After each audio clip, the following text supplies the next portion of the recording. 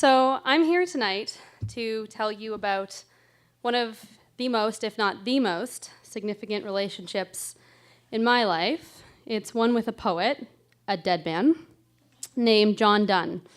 So John Donne was an English poet. He lived in the 16th century. But what you really need to know about him is that he is notoriously difficult. Like, he's really hard. His work is almost all metaphors. It's really philosophical.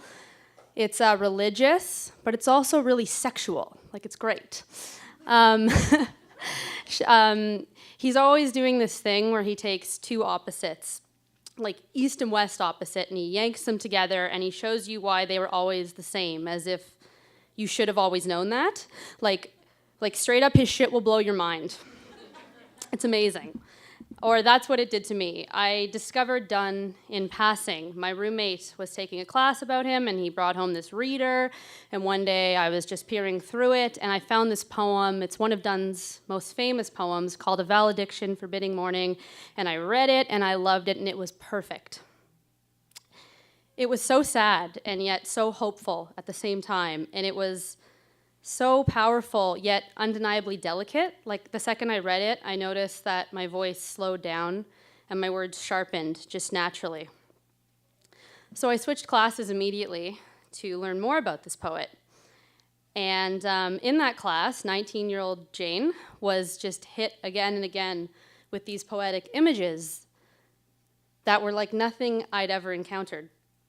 I loved the way Donne didn't just tell us that like two lovers were looking at each other. He actually envisioned for me two I-beams twisting upon one double thread. And he didn't just like write a love poem for a girl. He said, like, forget this world that clearly doesn't accept us. And he actually envisioned living inside the poem. He tells her, if this world doesn't accept us, we'll build in sonnets pretty rooms. And he doesn't like pull a Shakespeare and tell us why a girl is hot for her boobs and her hair. He actually says, he tries to evoke that presence we feel when that person we love is around us. And he describes it as some lovely, glorious nothing. No offense to like Shakespeare fans out there, or Shakespeare himself. But anyway, these images were amazing to me, and they weren't quite like airy-fairy ideas floating up here, but they weren't concrete pictures. They were something in between, and it was like nothing I'd ever read, and I loved it. So when fourth year rolled around, I had the opportunity or chance to write a thesis. And I say opportunity because it actually was optional. Like, I didn't have to do it. Being the like loser keener that I was, I already did the credit in third year to get honors. I didn't need to write a 75-page paper, but I did. I decided to because I wanted to spend more time with Donne. So 21-year-old me, set out to write this paper. And I should tell you this about me then, and me now, for that matter. I'm not the most balanced and organized person. Like, I'm not the kind to take on a big project by waking up in the morning and working on it from 9 to 5 and then forgetting about it and coming home and eating dinner and going to sleep and like getting a good sleep and waking up and doing it again. When I get into something, like, I go deep. Like, I will drown in it. like movies, books, relationships or lack of them, friends, anything. Like, I will let these things kick the shit out of me before I realize that I'm done with them. And that's obviously what happened. At first, I loved it. It gave me hours alone. It gave me an excuse to read for hours. My favorite poet. I could just sit there and scribble in my 4 different editions of Donne, like some crazy conspiracy theorist who thought like the difference between a colon and a semicolon was going to unlock this great mystery of Renaissance poetry. Spoiler alert, it did not. But anyway... And I was overworked, and I was exhausted, and I was spending nights alone in the library in my favorite Halifax coffee shops, but I was happy. It was the hardest I've ever worked on anything, and it was by far the most devoted I've ever been to anything in my life. So weeks went by, and around March, I realized I was really lost. I had like 400 pages of notes about things I liked about Done, and like 50 overdue library books. Like literally this thing cost me money. And I had no outline, no direction, no argument. And for the first time in my life, I experienced severe, crippling anxiety. I actually thought I was going to fail, and I saw all these things that I had wanted in my life, maybe to go to grad school, maybe to teach English, to get published, falling away. And some of those things still haven't happened, by the way, but not because of this. And that's fine. And I started to lie awake at night, trying to explain to people, or trying to think how I would explain to people this failure. I had built this thing up to be such a great opportunity, and I thought I was going to fail.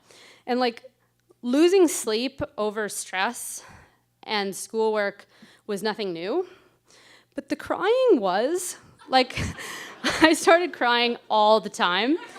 Like, classmates, professors, friends, my parents in Toronto, my brothers not in Toronto but across the country, like everybody heard me crying.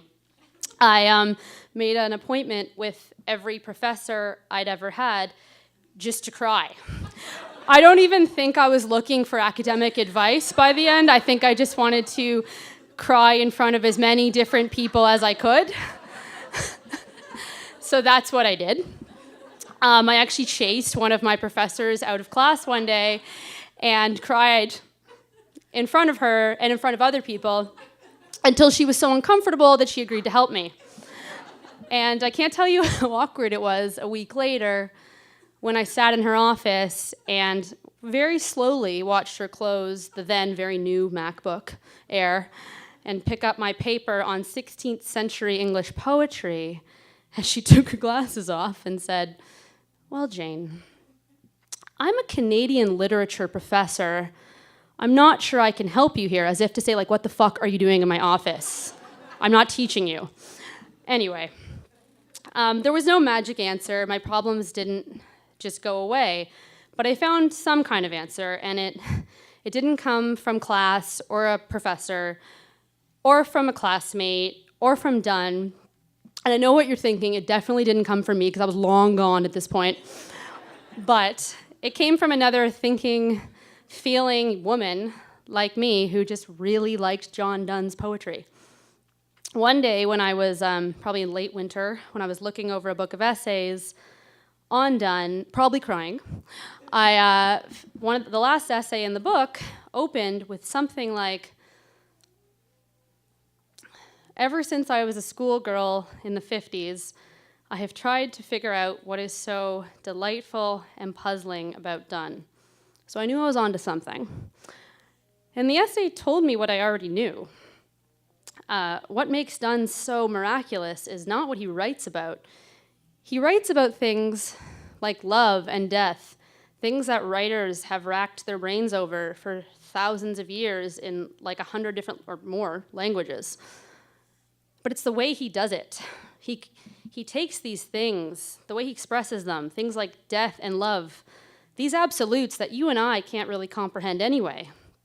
And what he does is he draws your attention to what happens to your mind when you're confronted with them. When he writes things like "some lovely, glorious nothing," we're set into a fury of activity. Our mind is faced with a challenge. What does it look like? And for me, I can't really see it. I don't know what it looks like, but I see something. I see flashes of brilliance and thought, and it never stays long enough that I can actually flesh out a picture. But the picture is not the point. It's the sensation. So what this writer, A.S. Byatt, says is that what Donne feels and what he makes his reader feel is the peculiar activity itself that happens in our mind. He's not smelling the roses. He's making his reader aware and take delight in the fury of activity that happens when we think about these things and when we see these words on the page. Like, oh, great. He's thinking about thinking. Why didn't I think of that? Great.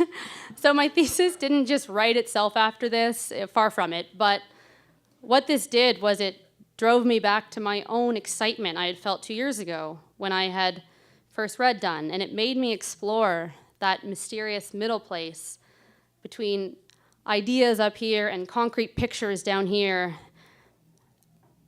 It made me go back to that middle ground that I saw so much of Donne's imagery hanging out in.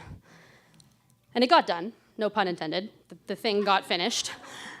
And today that thesis, the hard copy, rests in a box under the shoes in my old room. There's some digital copy on some external hard drive somewhere that might have been thrown out. I actually don't know. And I spent the prize money on it that I got on like sweatpants and a travel mug, which is fine. But there is still, almost 10 years to the date that I first read Done, there's still some incredible feeling I get when I read the words, "some lovely, glorious nothing." What does that look like? And I still can't see it, but I take an especially great delight in the fact that I can't see it. And I just see flashes of something, and the image, or whatever it is, hovers there in that space between pictures and thoughts, and I love it. So I still go to bed with Donne every night. He sleeps in my bedside table. I don't read him very often. Most nights I'm too tired and he's too difficult. And most nights it just makes me think of that awful, awful, stressful time. And sometimes it makes me really sad because I think that I'll never be that devoted to one project or thing in my life again. But sometimes I do. Sometimes I'll read a line here or there, and sometimes if the house is empty and I'm all alone, I will read a whole poem just to myself. And when I do, always, always, the words are still perfect. Thank you.